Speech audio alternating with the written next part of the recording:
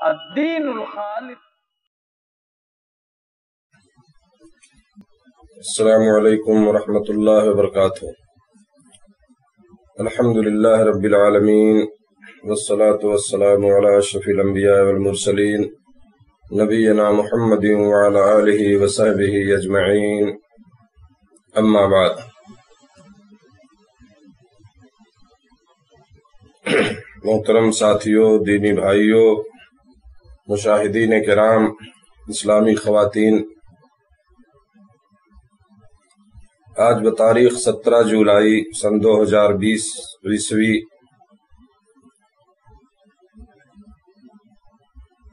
Face بک live کے ذریعے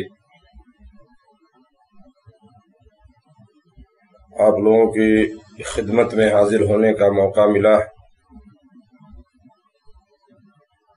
اور میرے درس کا جو عنوان ہے یا جو درس کا سلسلہ چل رہا ہے وہ ایمان کے ارکان کے تعلق سے اس کی کچھ شرح، کچھ توضیح، جس کی یہ چوتھی قسط ہے. آج جو بیان ہوگا اس تعلق سے وہ ایمان کا جو دوسرا رکن ہے، ایمان بالملائکہ یعنی فرشتوں پر ایمان لانا. اور انشاءاللہ العزیز تھوڑی سی کچھ تفصیل میں اس کی بیان کروں گا کہ فرشتوں پر ایمان لانے سے اس کا مفہوم کیا ہے اور اس میں کیا ضروری چیزیں ہیں جس کا جاننا ہمارے لیے ضروری ہے، تاکہ یہ رکن جو ہے ہماری سمجھ میں آ جائے کہ فرشتوں پر ایمان لانے کا جو یہ رکن ہے ایمان کا، فرشتوں پہ ایمان لانا، اس کا مطلب، اس کا مفہوم کیا ہے، کن کن چیزوں کو ہمیں ماننا چاہیے، ان کے سلسلے میں ہمارا اعتقاد کیا ہونا چاہیے. تو انشاءاللہ یہ ساری چیزیں میں اس میں بیان کروں گا.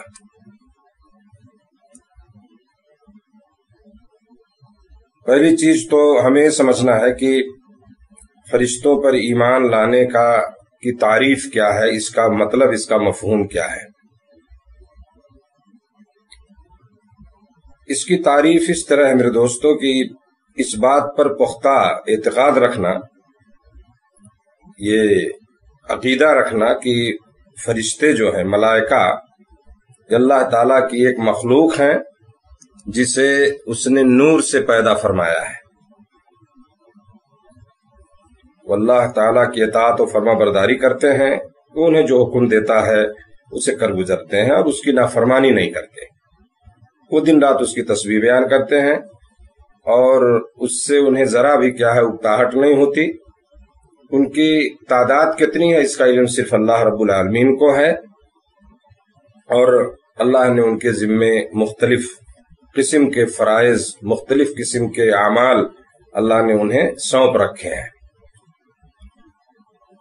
اور ہمیں اچھی طرح جاننا چاہیے کہ فرشتوں پر ایمان لانا ایمان کے ان 6 ارکان میں سے ہے، 6 ارکان میں سے دوسرا رکن ہے جن کے بغیر بندے کا ایمان نہ تو درست ہوتا ہے اور نہ ہی قبول کیا جاتا ہے. اور مسلمانوں کا اس بات پر اجماع ہے، اتفاق ہے کہ معزز فرشتوں پر ایمان لانا یہ واجب ہے. اور اگر کوئی شخص ان کے وجود کا یا ان میں سے بعض کے وجود کا انکار کرے، یعنی یہ کہہ دے کہ فرشتے ہیں ہی نہیں، یا کچھ فرشتوں کا انکار کرے، تو وہ کافر ہے اور کتاب و سنت اور اجماع امت کا وہ مخالف ہے.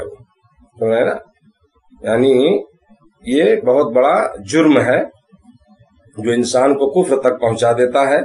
تو بہرحال ہمیں فرشتوں پر ایمان رکھنا ہے اور ہمیں ان کے بارے میں اعتقاد رکھنا ہے جو میں نے ابھی بتایا ہے. فرشتوں پر ایمان لانے کی کیفیت کیا ہونی چاہیے؟ یہ 2 طرح کا ہے. ایک تو اجمالی ایمان، ایک تفصیلی ایمان ہے. اجمالی کا مطلب یعنی مختصر طور پر شارٹ کٹ میں جس کو آپ کہہ لیں. تفصیل کا مطلب ڈیٹیل، یعنی تھوڑا کچھ ڈیٹیل سے ان کے بارے میں کچھ ہمیں جاننے کی ضرورت ہے. اور اجمال کا مطلب یہ ہے کہ مختصر طور پر ہم کچھ ان کے بارے میں جان لیں. تو یہ دو چیزیں اس میں ہیں، ان کے ایمان پر یعنی فرشتوں کے ایمان پر کہلانے پر اس کی جو کیفیت ہے اس میں دو چیزیں، ایک تو اجمالی مختصر طور پہ شارٹ کٹ میں، اور ایک ڈیٹیل میں جا کے تفصیلی طور پر جاننا. تو جو اجمالی ایمان ہے یعنی شارٹ کٹ میں یا مختصر طور پہ جو ہم ان پر ایمان رکھتے ہیں، اس میں دو چیزیں شامل ہیں. پہلی چیز تو یہ ہے کہ ان کے وجود کا اقرار کرنا. سمجھ رہے ہیں؟ یہ بہت اچھی معلومات ہے، تھوڑا سا آپ اس کو دھیان سے سنیں گے کیونکہ بہت ساری چیزیں ہم سنتے رہتے ہیں، لیکن یہ ایمانیات سے متعلق جو چیزیں ہیں یہ بہت اہم ہیں، اور بہت ہی اچھے سے اس کو آپ سنیں گے انشاءاللہ تو بہت بڑا فائدہ ہوگا. تو پہلی چیز جو ہے اس میں اجمالی ایمان میں کہ ان کے وجود کا اقرار کرنا، اور اس بات کا یعنی ان کا وجود ہے اس کو ماننا، اور یہ بات بھی ماننا اقرار کرنا کہ وہ اللہ کی مخلوق میں سے ایک مخلوق ہے. اللہ تعالیٰ نے انہیں اپنی عبادت کے لیے پیدا فرمایا ہے، اور ان کا وجود حقیقی ہے، اور ان کو نہ دیکھ سکنا یعنی اگر کوئی نہیں دیکھ پاتا ان کو تو اس کا مطلب نہیں ہے کہ یہ ان کے نہ ہونے کی دلیل ہے، کیونکہ اس کائنات میں بہت ساری ایسی عجیب و غریب مخلوقات ہیں، بہت ساری ایسی چیزیں ہیں جن کا وجود حقیقی ہے لیکن ہم انہیں نہیں ہم نے دیکھا نہیں ان کو، ہے نا. بہت ساری چیزیں ہیں، ساری مخلوق کو تو ہم نہیں دیکھتے، سمجھ رہے ہیں. تو یہاں فرشتوں کے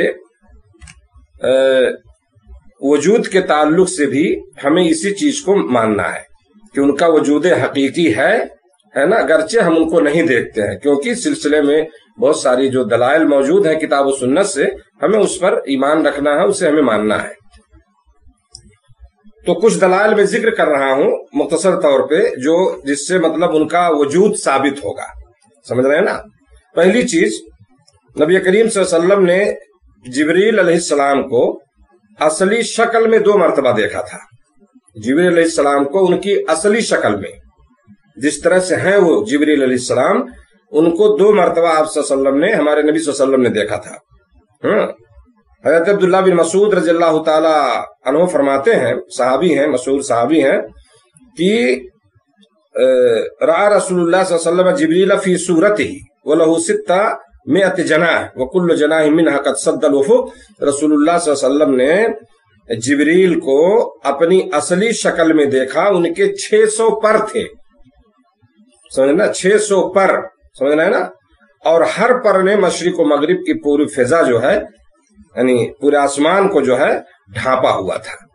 تو اصلی شکل میں یعنی 600 پر تھے. وہ پر ہے نا جو جس سے پرندے اڑتے ہیں، تو اس طرح سے ان کے 600 پر تھے. سمجھ گئے. یہ مسند احمد کی روایت ہے، حافظ ابن کثیر نے بھی اس کو اپنی تفسیر میں ذکر کیا، اور اس کی سند جو ہے حسن ہے.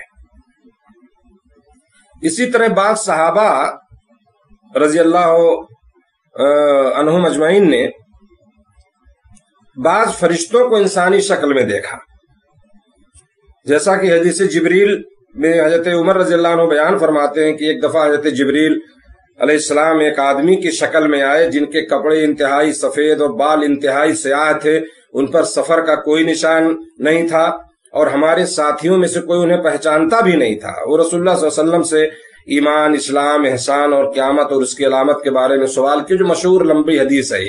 انہوں نے پوچھا تھا اسلام کیا ہے، ایمان کیا ہے، احسان کیا ہے، قیامت کی کب آئے گی، کچھ نشانیاں بتائیے. سمجھ رہے ہیں نا. تو یہ مشہور روایت ہے. تو انسانی شکل میں آئے تھے وہ، ہے نا. اچھا، تو اس طرح انہوں نے سوالات کیے تو آپ صلی اللہ علیہ وسلم نے جوابات دیے ان کے.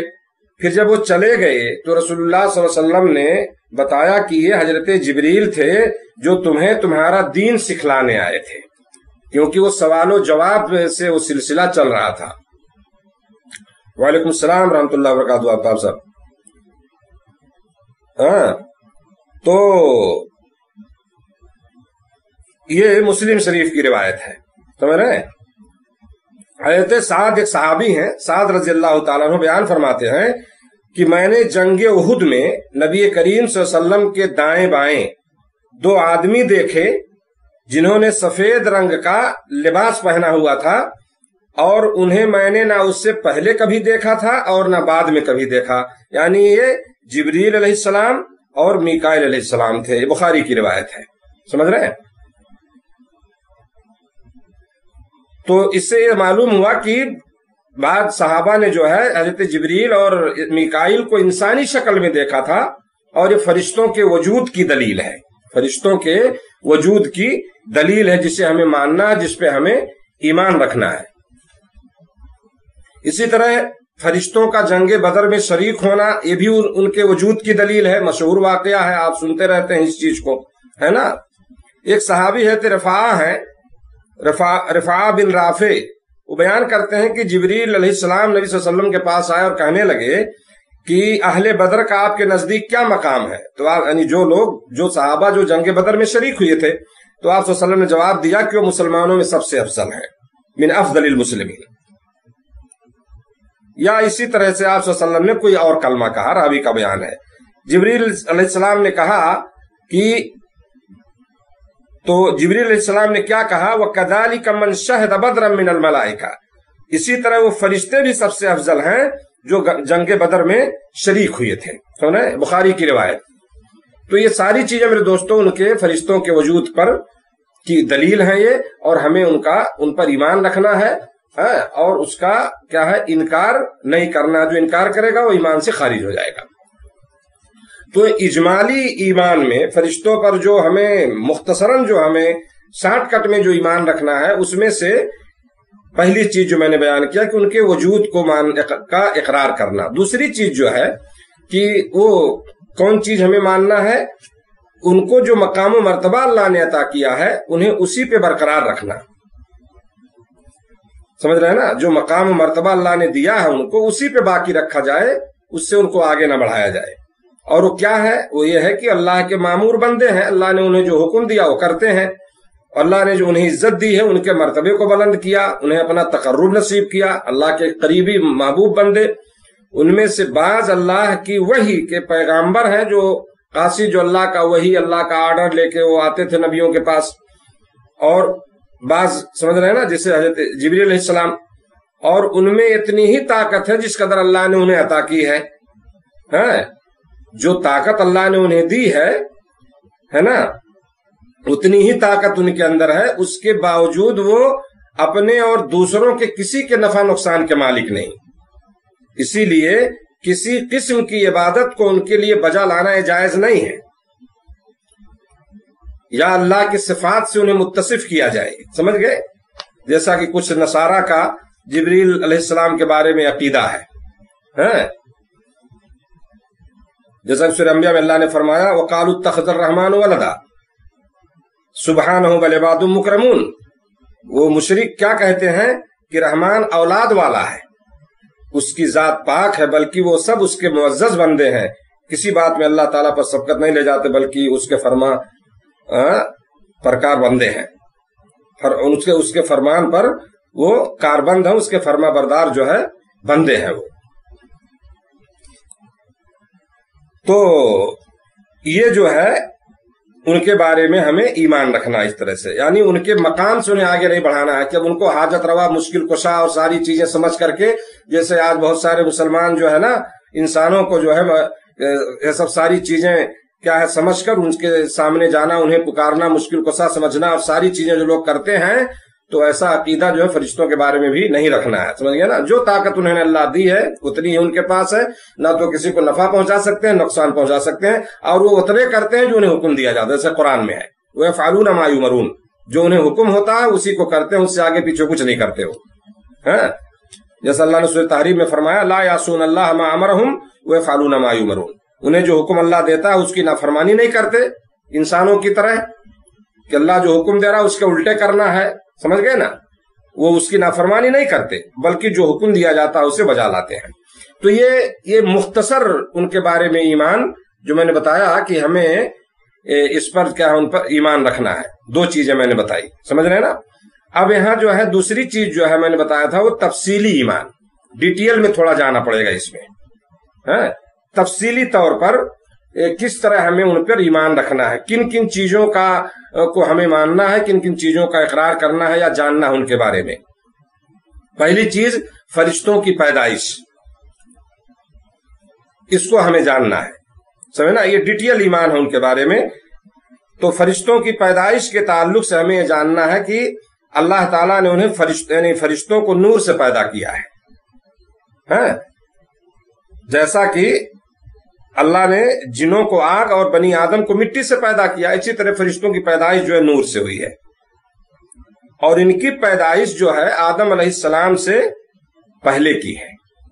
فرشتے آدم علیہ السلام سے پہلے کے ہیں، جیسا کہ سورہ بقرہ کی وہ آیت بھی ہے جس میں اللہ نے فرمایا وَإِذْ قَالَ رَبُّكَ لِلْمَلَائِكَةِ إِنِّي جَاعِلٌ فِي الْأَرْضِ خلیفہ، جب اللہ نے فرشتوں سے کہا کہ میں زمین میں اپنا خلیفہ بنانے والا ہوں، سمجھ رہے ہیں؟ تو ان کا وجود جو ہے آدم علیہ السلام سے پہلے کا ہے جو ہے۔ حضرت عائشہ رضی اللہ تعالیٰ عنہ بیان فرماتی ہیں کہ رسول اللہ صلی اللہ علیہ وسلم نے فرمایا، مسلم شریف کی روایت ہے کہ فرشتوں کو نور سے پیدا کیا گیا اور جنوں کو بھڑکنے والے شعلے سے، خلقت الملائکۃ من نور وخلق الجان من مارج من نار وخلق آدم ممن وصف لکم۔ فرشتوں کو نور سے پیدا کیا گیا، جنوں کو بھڑکنے والے شعلے سے، اور آدم کو اس چیز سے جس کا وصف تمہارے لیے بیان کیا گیا یعنی مٹی سے۔ یہ پہلی چیز فرشتوں کی پیدائش ہمیں معلوم ہوئی، کس سے؟ نور سے پیدا ہوئی۔ فرشتوں کی دوسری چیز فرشتوں کی تعداد، ان کی تعداد کتنی ہے؟ یہ سوال اٹھ سکتا ہے کتنی ان کی تعداد ہے؟ تو فرشتے ایک ایسی مخلوق ہیں جن کی تعداد بہت زیادہ ہے اور اللہ کے سوا کوئی نہیں جانتا، ان کی تعداد کو اللہ کے سوا کوئی نہیں جانتا۔ اللہ تعالیٰ نے فرمایا قرآن سورہ مدثر میں وَمَا يَعْلَمُ جُنُودَ رَبِّكَ إِلَّا هُوَ، تیرے رب کے لشکروں کو اس کے سوا کوئی نہیں جانتا ہے۔ فرشتوں کی تعداد کو اللہ کے علاوہ کوئی نہیں جانتا ہے۔ اور ابو ذر رضی اللہ تعالیٰ عنہ ایک صحابی ہیں، وہ فرماتے ہیں کہ رسول اللہ صلی اللہ علیہ وسلم نے فرمایا، وہ حدیث کا مفہوم میں بیان کر رہا ہوں، بے شک میں وہ چیز دیکھتا ہوں جو تم نہیں دیکھتے، میں وہ چیز سنتا ہوں جو تم نہیں سنتے۔ آسمان پر آسمان چرچرایا اور اسے حق ہے کہ وہ چرچرائے، کیونکہ اس میں صرف 4 انگلیوں کے برابر بھی کوئی ایسی خالی جگہ نہیں جہاں کوئی نہ کوئی فرشتہ اپنی پیشانی رکھے ہوئے اللہ کے سامنے سجدہ ریز نہ ہو۔ 4 انگلیوں، سمجھ رہے ہیں نا، کہ برابر کوئی ایسی خالی جگہ نہیں ہے۔ آپ سوچئے تو کتنی تعداد ہے ان کی، یہ اللہ جانتا ہے۔ معراج کے واقعے میں نبی کریم صلی اللہ علیہ وسلم نے بیان فرمایا، یہ جو پہلے میں نے روایت ذکر کی ہے وہ ترمذی کی روایت ہے، علامہ البانی نے اس کو حسن کہا ہے۔ معراج کے واقعے میں نبی کریم صلی اللہ علیہ وسلم نے بیان فرمایا کہ جب مجھے 7ویں آسمان پر لے جایا گیا تو وہاں میں نے حضرت ابراہیم علیہ السلام کو دیکھا، وہ البیت المعمور سے ٹیک لگا کر بیٹھے ہوئے ہیں، اور بیت المعمور کے بارے میں آپ صلی اللہ علیہ وسلم نے فرمایا کہ يَدْخُلُهُ فِي كُلِّ يَوْمٍ 70,000 مَلَكٍ لَا يَعُودُونَ إِلَيْهِ، کہ اس میں ہر روز 70,000 فرشتے داخل ہوتے ہیں جو پھر کبھی دوبارہ اس کی طرف نہیں پلٹتے، یعنی انہیں دوبارہ نہیں موقع ملے گا۔ وہ عبادت کی جگہ ایک گھر ہے البیت المعمور، جس میں فرشتے روزانہ اس میں 70,000 فرشتے جو ہے داخل ہوتے ہیں، پھر دوبارہ ان کو چانس نہیں ملے گا اس میں جانے کے لیے۔ آپ سوچئے کہ کتنی تعداد ہے ان فرشتوں کی۔ عبداللہ بن مسعود رضی اللہ تعالیٰ عنہ سے روایت ہے، رسول اللہ صلی اللہ علیہ وسلم نے فرمایا، یہ روایت جو میں نے سنائی ہے مسلم شریف کی حدیث ہے۔ آگے جو روایت ہے عبداللہ بن مسعود کی، وہ بھی مسلم شریف کی روایت۔ اللہ کے نبی صلی اللہ علیہ وسلم نے فرمایا قیامت کے روز جہنم کو لایا جائے گا، اس کی 70,000 لگامیں ہوں گی۔ لگام سمجھ رہے ہیں نا؟ وعلیکم السلام رحمۃ اللہ عالم بھائی۔ قیامت کے روز جہنم کو لایا جائے گا، اس کی 70,000 لگامیں ہوں گی۔ لگام جو دیکھتے ہیں نا آپ، یہ لگاتے ہیں جو جہاں گھوڑا وغیرہ کے اس میں کنٹرول کرنے کے لیے، ہر لگام کے ساتھ 70,000 فرشتے ہوں گے جو اسے کھینچ رہے ہوں گے۔ اللہ اکبر۔ جہنم کو لایا جائے گا قیامت کے دن، اس کی 70,000 لگامیں، ہر لگام کے ساتھ 70,000 فرشتے۔ سوچیے 70,000 لگام اور ہر لگام کے 70,000 فرشتے۔ تو ان تمام ان روایتوں سے، احادیث سے واضح ہوتا ہے کہ فرشتوں کی ایک بہت بڑی تعداد ہے جس کا علم سوا اللہ کے کسی کے پاس نہیں۔ اللہ کی ذات پاک ہے جس نے انہیں پیدا کیا، اور ان کی تعداد کو وہی جانتا ہے، کوئی نہیں جانتا۔ تو ایک بہت بڑی تعداد ہے میرے دوستو، ہے نا، اور وہ صرف اللہ رب العالمین کو ملا۔ یہ دوسری چیز ہے ان کے بارے میں۔ تیسری چیز جو ہے فرشتوں کے نام، یہ ڈیٹیل ایمان میں بتا رہا ہوں، تفصیلی ایمان فرشتوں کے تعلق سے۔ فرشتوں کے نام اللہ تعالیٰ نے قرآن مجید اور رسول اللہ صلی اللہ علیہ وسلم نے اپنی حدیثوں میں جن فرشتوں کے نام ذکر کیے ہیں ان پر ایمان لانا واجب ہے، اور اس میں سے 3 عظیم فرشتوں کے نام ہیں جو مشہور ہیں۔ پہلا جو ہے جبریل علیہ السلام ہے نا، اور انہیں روح القدس بھی کہا جاتا ہے، وہی روح القدس بھی ہیں، قرآن میں ہے۔ ان کا کام کیا تھا؟ نبیوں پر کیا ہے؟ وحی نازل کرنا تھا، ہے نا۔ وہ اللہ کے پیغام کو نبیوں تک پہنچاتے تھے۔ دوسرے میکائیل علیہ السلام ہیں، انہیں میکال بھی کہا جاتا ہے، اور ان کے ذمے بارش نازل کرنا ہے، اور جہاں اللہ کا حکم ہوتا ہے وہیں وہ بارش نازل کرتے ہیں، ان کی ڈیوٹی ہے یہ۔ تیسرے جو مشہور فرشتے ہیں وہ اسرافیل علیہ السلام، جن کے ذمے سور میں پھونکنا ہے۔ وہ اللہ کے حکم کے منتظر ہیں، بالکل ریڈی ہیں سور پھونکنے کے لیے۔ ہم لوگ ہیں کہ غافل ہیں، ہم سمجھتے ہیں بہت ابھی قیامت بہت دور ہے اور پتہ نہیں کبھی دنیا ختم ہوگی کیا ہوگی۔ وہ بالکل ریڈی تیار ہیں، جو ہے سمجھ رہے ہیں نا۔ جب انہیں حکم ملے گا تو وہ سور میں پھونکیں گے، جس سے یہ دنیا ختم ہو جائے گی، دنیا کی زندگی جو ہے یہ ختم ہو جائے گی۔ اس کے بعد دوبارہ اس میں جو سور پھونکیں گے جس سے لوگ اٹھ کھڑے ہوئے ہوں گے اور اللہ تعالیٰ کے سامنے پیش ہوں گے، حساب و کتاب ہوگا۔ تو یہ کچھ نام جو مشہور ہیں جو جن کا ذکر ہے۔ اسی طرح سے چوتھی چیز جو ہے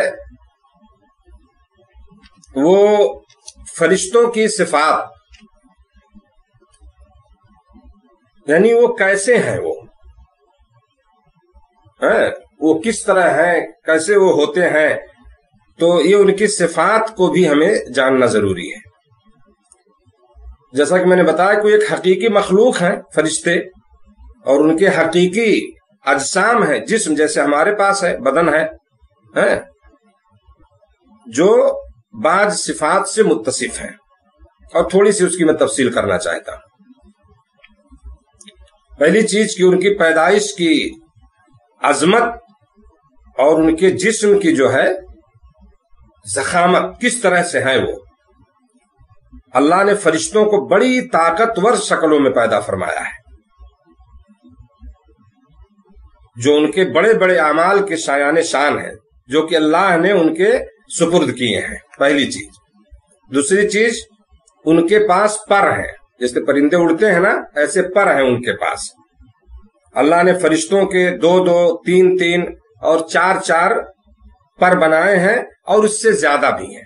جیسا کہ رسول اللہ صلی اللہ علیہ وسلم نے جبریل علیہ السلام کو اپنی اصل شکل میں دیکھا تو ان کے 600 پر تھے، اور ہر پر نے آسمان کو ڈھانپ رکھا تھا۔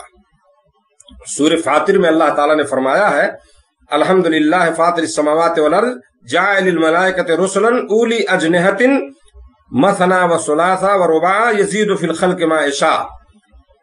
تمام تعریفیں اس اللہ کے لیے ہیں جو آسمانوں اور زمین کا پیدا کرنے والا ہے، اور جو 2-2 3-3 4-4 پروں والے فرشتوں کو اپنا پیامبر یعنی قاصد بنانے والا ہے، اور وہ مخلوق میں جس قدر چاہے اضافہ کرتا ہے۔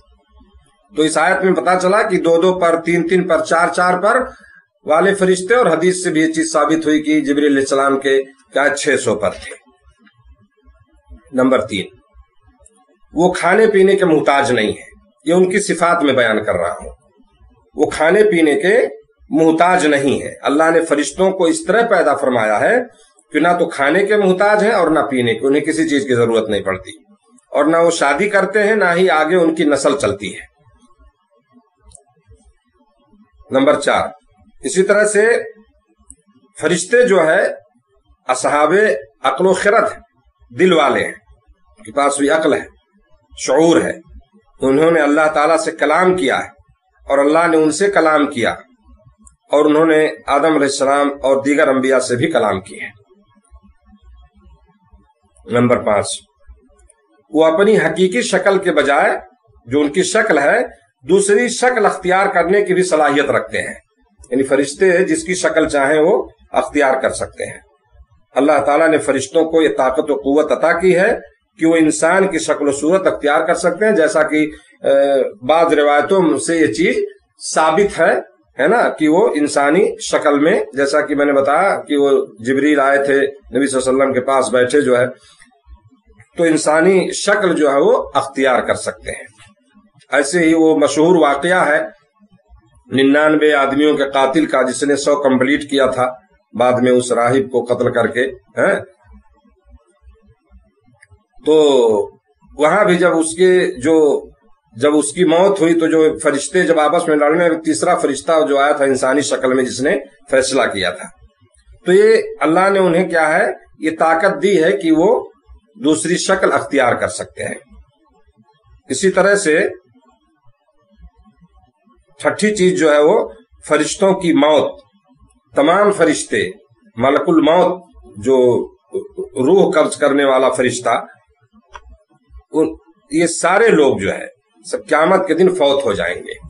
قیامت جب قائم ہوگی تو سارے لوگ جو ہے فوت ہو جائیں گے، پھر انہیں ان کی اعمال کی ادائیگی کے لیے جو ان کی ڈیوٹی ہے، جو ان کو کام کرنا ہے، اس کے لیے دوبارہ اٹھایا جائے گا۔ تو ان اعمال کی ادائیگی کے لیے ان کو دوبارہ اٹھایا جائے گا، یعنی انہیں زندہ کیا جائے گا، اور جو اللہ تعالیٰ نے ان کے سپرد کر رکھے ہیں۔ اسی طرح سے آخری بات ان کے صفات کے تعلق سے کہ فرشتوں کی عبادت، فرشتے اللہ تعالیٰ کے لیے مختلف قسم کی عبادات جو ہے وہ بجا لاتے ہیں، عبادات کرتے ہیں وہ، جیسے دعا ہے، تسبیح ہے، رکوع ہے، سجود ہے، ان کے اندر خوف ہے، خشیت ہے، محبت وغیرہ ساری چیزیں ان کے اندر ہیں اور وہ کرتے ہیں۔ اللہ تعالیٰ نے فرمایا سورہ انبیاء میں، یسبحون اللیل والنہار لا یفترون، وہ دن رات اللہ کی تسبیح بیان کرتے ہیں، وہ سستی اور کمی نہیں کرتے، ان کے اندر سستی بھی نہیں آتی اور تھکتے بھی نہیں اس چیز سے۔ اسی طرح سے ان کے ایمان کے تعلق سے کیا ہے کہ فرشتوں کے فرائض ہے نا، وہ کیا کام کرتے ہیں، ان کی ڈیوٹی کیا ہے، یہ بھی ہمیں جاننا ہے نا، یہ بھی ان کے ایمان کے تعلق سے تفصیلی ایمان میں یہ چیز ہے۔ تو اس تعلق سے ہمیں جاننا چاہیے کہ فرشتے جو ہے بہت بڑی بڑی ذمہ داریاں نبھاتے ہیں جو اللہ تعالیٰ نے ان کے ذمے کی ہیں یا ان کے سپرد کی ہیں۔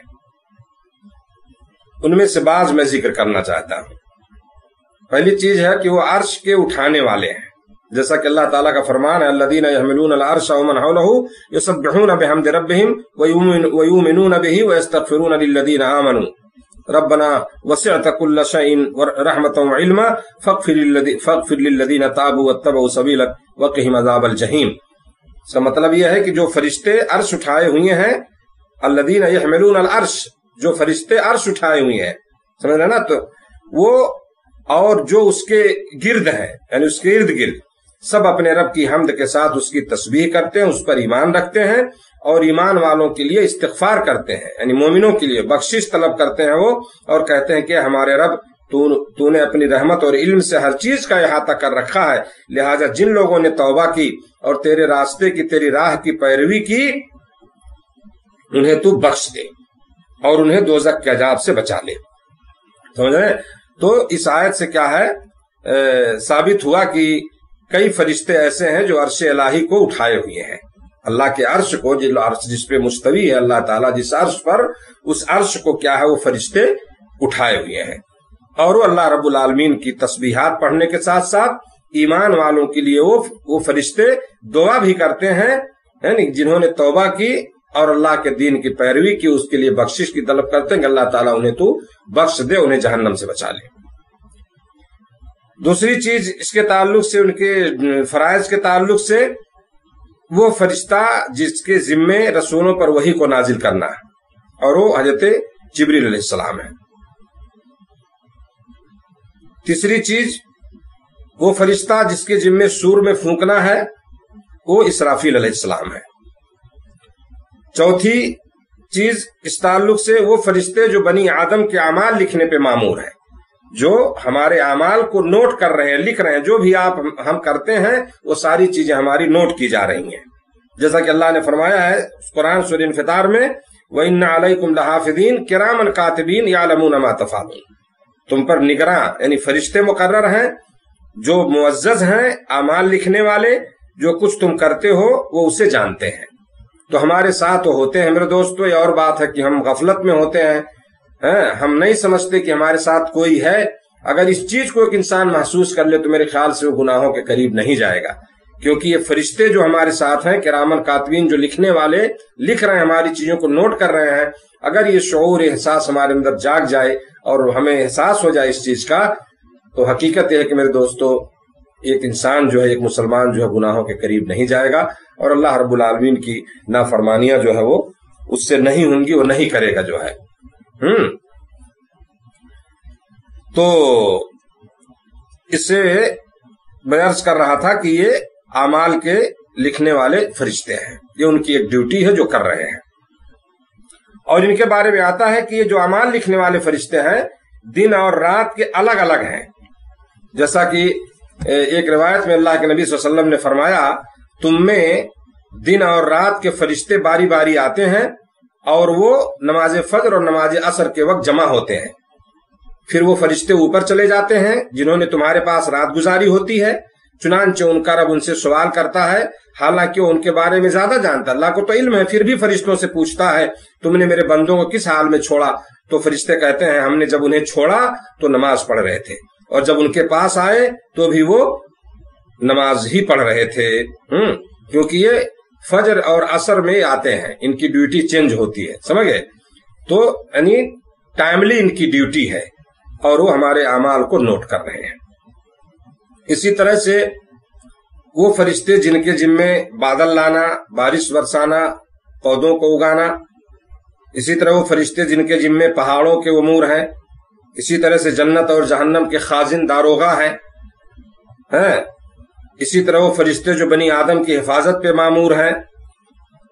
اللہ نے سورہ رعد میں فرمایا لَهُ مُوَقِّبَاتٌ مِّن بَيْنِ يَدَيْهِ وَمِنْ خَلْفِهِ يَحْفَظُونَهُ مِنْ أَمْرِ اللَّهِ، ہر شخص کے آگے اور پیچھے اللہ کے مقرر کردہ نگراں یعنی فرشتے ہیں جو اللہ کے حکم سے اس کی حفاظت کرتے ہیں۔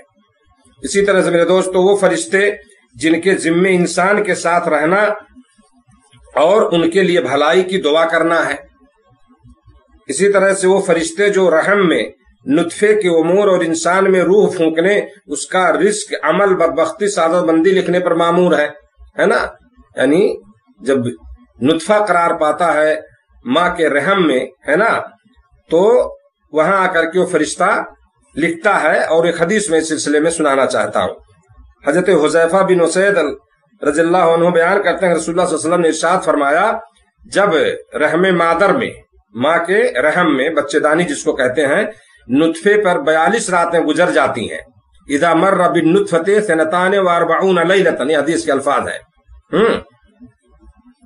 جب رحم مادر میں نطفے پر یعنی منی کا جو قطرہ ہوتا ہے 42 راتیں گزر جاتی ہیں تو اللہ تعالیٰ اس کی طرف ایک فرشتہ بھیجتا ہے جو اس کی شکل و صورت، اس کے کان، آنکھیں، جلد یعنی چمڑا، گوشت، ہڈیاں بناتا ہے، پھر وہ کہتا ہے میرے رب مرد یا عورت، تو تمہارا رب جو چاہتا ہے فیصلہ فرماتا ہے۔ یعنی اس کو مرد ہوگا کہ عورت ہوگا، کیا بنانا ہے، اللہ جو فیصلہ کرتا ہے، اور وہ فرشتہ لکھ لیتا ہے، پھر وہ کہتا ہے میرے رب اس کی عمر کتنی ہوگی، تو تمہارا رب جو چاہتا ہے کہتا ہے وہ فرشتہ لکھ لیتا ہے، پھر وہ کہتا ہے میرے رب اس کا رزق کتنا ہوگا، تو تمہارا رب جو چاہتا ہے فیصلہ فرماتا ہے اور فرشتہ لکھ لیتا ہے۔ اس کے بعد فرشتہ جو ہے صحیفہ لے کر نکل جاتا ہے اور اس میں کسی قسم کی کمی بیشی نہیں کرتا۔ تو یہ وہ فرشتہ جو کیا ہے انسان کی ان چیزوں کو لکھنے پہ مامور ہے، جبکہ ابھی وہ پیدا نہیں ہوا ہے، اور اس کی ساری چیزیں اس کے پیدا ہونے سے پہلے ہی میرے دوستو یہ لکھ دی جاتی ہیں، اس کو روزی کتنی ملے گی، ہے نا، اس کا عمل کیسا ہوگا، بدبخت ہوگا، سعادت مند ہوگا، کب اس کی موت ہوگی، یہ ساری چیزیں جو ہے ہمارے دنیا میں آنے سے پہلے ہی لکھ جاتی ہیں، اور اس کے لیے فرشتے متعین ہیں۔ اسی طرح میرے دوستو فرشتوں کے فرائض میں سے یا ان کی جو ڈیوٹی ہے وہ فرشتے جو موت کے وقت جو ہے بنی آدم کی روح قبض کرنے پر مامور ہے، بنی آدم کی روح قبض کرنے پر مامور ہے۔ تو روایت میں نے جو سنائی ہے اس سے پہلے وہ مسلم شریف کی روایت ہے، سمجھ رہے ہیں، وہ مسلم شریف کی حدیث ہے جس میں وہ فرشتے کا ذکر ہے جو آ کر کے وہ ساری چیزیں انسان کے بارے میں لکھتا ہے۔ تو موت کے جو فرشتے، وہ فرشتے جو موت کے وقت بنی آدم کی روح قبض کرنے پر مامور ہے، جو ہماری انسان کی جب زندگی ختم ہوتی ہے اس کا وقت ہو گیا تو اس کی روح کو قبض کرنے کے لیے جو ہے کچھ فرشتے متعین ہیں جو اس کی روح کو لے جاتے ہیں۔ اللہ نے فرمایا سورہ انعام میں وَهُوَ الْقَاهِرُ فَوْقَ عِبَادِهِ وَيُرْسِلُ عَلَيْكُمْ حَفَظَةً حَتَّى إِذَا جَاءَ أَحَدَكُمُ الْمَوْتُ تَوَفَّتْهُ رُسُلُنَا وَهُمْ لَا يُفَرِّطُونَ، اور اپنے بندوں پر پوری قدرت رکھتا ہے اور تم پر نگراں یعنی فرشتے بھیجتا ہے، حتیٰ کہ جب تم میں سے کسی کو موت آتی ہے تو ہمارے فرشتے اس کی روح قبض کر لیتے ہیں اور وہ ذرہ برابر بھی کوتاہی نہیں کرتے، یعنی فرشتے اپنے کام میں کوتاہی نہیں کرتے۔ یہ اللہ تعالیٰ نے سورہ انعام میں فرمایا۔ اسی طرح سے میرے دوستو وہ فرشتے جو قبر میں لوگوں سے سوال کرنے ہے نا اور اس پر مرتب ہونے والی نعمتیں یا عذاب دینے پر مامور ہیں، جیسے آپ جانتے ہیں کہ مردے کو جب دفن کر کے لوگ واپس ہوتے ہیں تو منکر نکیر جو ہے نکیرین آتے ہیں اور وہ سوال و جواب کرتے ہیں قبر ہی میں، تمہارا رب کون، تمہارا نبی کون، تمہارا دین کیا ہے نا، اور ہر آدمی کو اس سے گزرنا ہے۔ تو ہمیں سوچنا چاہیے میرے دوستو قبر کی زندگی کو۔ حقیقت یہ ہے کہ بہت ہی عجیب وقت ہوگا وہ، ہے نا، کوئی بھی آپ کے ساتھ نہیں ہے نا، اس قبر کی تاریخ جو ہے تاریخ کوٹھری میں ہے، فرشتے ہیں اور ان کے سامنے جواب دینا ہے، تو بڑا عجیب منظر ہوگا۔ اس لیے اللہ سے ہمیں ہمیشہ دعا کرنی چاہیے کہ اللہ تعالیٰ ہمیں ان کے جواب دینے کی توفیق عطا فرمائے اور اللہ ہمارے اندر ہمیں ثابت قدمی عطا فرمائے۔ ثابت قدمی کی دعا کرنی چاہیے، جیسا کہ اللہ کے نبی صلی اللہ علیہ وسلم نے ایک بار فرمایا تھا، آپ قبر پہ تھے، بیٹھے ہوئے تھے، تو صحابہ سے کہا کہ تم اپنے ایک جنازہ تھا تو آپ نے کہا تم اپنے اس بھائی کے لیے تم اس کی ثبات قدمی کے لیے دعا کرو، کیونکہ اسے ابھی پوچھا جائے گا، اس سے بھی سوال و جواب ہوگا جو ہے، تو بڑا عجیب منظر ہوگا وہ۔ اللہ تعالی ہم سب کو جو ہے قبر کے ہر قسم کی تکلیف اور عذاب سے محفوظ رکھے اور فرشتوں کے کا جو جواب ہو وہ جواب دینے کی توفیق عطا فرمائے۔ تو اللہ سے ہمیں دعا بھی کرنی چاہیے۔ تو یہ ایک ڈیوٹی ہے فرشتوں کی، جو آتے ہیں وہاں پہ ان کا وہ سوال جواب کرتے ہیں میت سے۔ اسی طرح میرے دوستو آخری بات اس درس کے تعلق سے، وہ فرشتے جن کی ذمہ داری امت کے سلام کو نبی صلی اللہ علیہ وسلم تک پہنچانا ہے، جیسا کہ رسول اللہ صلی اللہ علیہ وسلم کا ارشاد ہے نا، حدیث میں ہے، نسائی اور ابن حبان کی روایت ہے، علامہ البانی نے اس کو صحیح کہا ہے، ان للہ ملائکۃ سیاحین فی الارض یبلغون عن امتی السلام، بے شک اللہ کے کچھ ایسے فرشتے ہیں جو زمین میں سیاحت کرتے رہتے ہیں، ٹریول کر رہے ہیں یعنی گھوم رہے ہیں، اور وہ مجھ تک میری امت کا سلام پہنچاتے ہیں، مجھ تک میری امت کا سلام پہنچاتے ہیں۔ یہ سب چیزیں میرے دوستو امور غیب سے ان کا تعلق ہے، ہمیں اس میں نہیں جانا ہے کہ کس طرح وہ سلام پہنچاتے ہیں، کس طرح آپ تک وہ چیز جاتی ہے۔ جو چیز ہے صحیح ثابت ہے، اور یہ حقیقت ہے کہ صحیح روایتوں سے بات ثابت ہے کہ اللہ کے نبی صلی اللہ علیہ وسلم نے، جیسا کہ اور دوسری روایتوں میں ہے کہ تم میرے اوپر کثرت سے سلام درود بھیجو کیونکہ سلام مجھ تک پہنچایا جاتا ہے۔ اس کی کیا کیفیت ہے اللہ رب العالمین کو معلوم ہے۔ یہ غیبی امور ہیں جو ہمارا ان پر ایمان ہے، اور اس سے زیادہ ہمیں اس کو خریدنے کی ضرورت نہیں ہے۔ یہ اللہ رب العالمین جو ہے اس کیفیت کو جانتا ہے۔ تو ہمیں کثرت سے نبی کریم صلی اللہ علیہ وسلم پر جو ہے درود و سلام بھیجنا چاہیے، جیسا کہ میں نے ایک پوسٹ کیا تھا آج فیس بک میں، ہے نا، یاد دہانی کے طور پر کہ خاص طور سے جمعہ کے دن جو ہے نبی صلی اللہ علیہ وسلم پر درود و سلام بھیجنے کی فضیلت ہے، اور اللہ کے نبی صلی اللہ علیہ وسلم کی حدیث بھی ہے اس سلسلے میں کہ تم جمعہ کے دن اور جمعہ کی رات میں بھی میرے اوپر جو ہے درود و سلام بھیجو، تم اگر ایک بار سلام بھیجو گے تو اللہ کی طرف سے تمہیں 10 رحمتیں حاصل ہوں گی، ہے نا۔ تو بہرحال یہ باتیں تھیں فرشتوں پر ایمان کے تعلق سے، میرے خیال سے یہ باتیں واضح ہو گئی ہیں اور آپ اس کو سمجھ گئے ہوں گے۔ تو یہ چیزیں ہیں جو ہمیں فرشتوں کے بارے میں ہمیں ماننا ہے، اس پہ اقرار کرنا، اس کو اعتقاد رکھنا ہے اور ان چیزوں پر ایمان رکھنا ہے فرشتوں کے تعلق سے، اور جو میں نے ڈیٹیل میں اور کچھ مختصر طور پہ اجمالی اور تفصیلی ایمان میں نے آپ کے سامنے بیان کیا ہے۔ اللہ تعالی ہم سب کو جو ہے یہ باتیں سمجھنے کی، عمل کرنے کی توفیق عطا فرمائے۔ رب العالمین جو ہے ہمیں ہر قسم کی وبا سے محفوظ رکھے، اور یہ جو بیماری ہے جو ابھی بھی ختم نہیں ہو رہی ہے، کورونا وائرس جو ہے، تو ہمیں اس سے بچنے کی ضرورت ہے اور احتیاط ضروری ہے۔ آپ عمل میں، کام میں رہیں، ڈیوٹی میں رہیں، پھر بھی جو ہے ہمیں جو ہدایات ہیں اس کی پابندی کرنی چاہیے، اس میں ہمارا ہی فائدہ ہے۔ اور اللہ سے دعا بھی کرتے ہیں کہ اللہ تعالیٰ جلد از جلد جو ہے اس وبا اور بیماری کا خاتمہ فرمائے، اور ہماری پھر وہی پہلے والی زندگی جو ہے واپس آئے، اور لوگوں کو سکون اور راحت محسوس ہو۔ اللہ تعالیٰ سے ہمیں ہمیشہ جو ہے یہ دعا کرنی چاہیے۔ رب العالمین ہم سب کو ہر قسم کی وبا اور بیماری سے محفوظ رکھے۔ اللہ تعالیٰ ہمارے سننے کو، سنانے کو قبول فرمائے، اور اسے ہمارے لیے ذریعہ نجات بنائے۔ آپ تمام لوگوں کا بہت بہت شکریہ۔ انشاءاللہ العزیز جو ہے کل پھر جو ہے ایمان کے تیسرے رکن کے بارے میں بات ہوگی۔ تب تک کے لیے اجازت۔ السلام علیکم ورحمۃ اللہ وبرکاتہ۔